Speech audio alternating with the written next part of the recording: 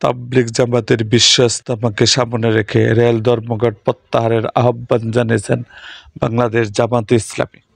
আজ মঙ্গলবার এক বিবৃতিতে এক আহ্বান জানান জামায়াতের সেক্রেটারি জেনারেল ও সাবেক এমপি অধ্যাপক মিয়া গোলাম পরোয়ার।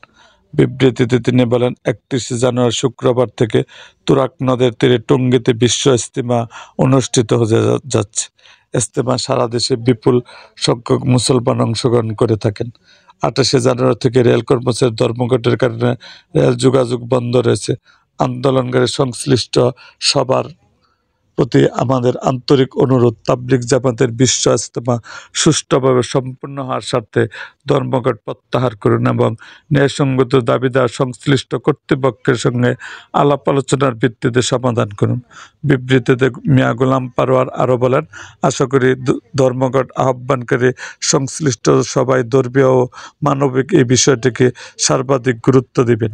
এরকম আরও ভিডিও পেতে এবং রাজনৈতিক অঙ্গনের নানা ঘটনা ও ইতিহাস জানতে আমাদের মুক্তাগাছার ইতিহাস মিডিয়া ইউটিউব চ্যানেলটিকে সাবস্ক্রাইব করুন এবং পাশে থাকা বেল আইকনটি বাজিয়ে দিন।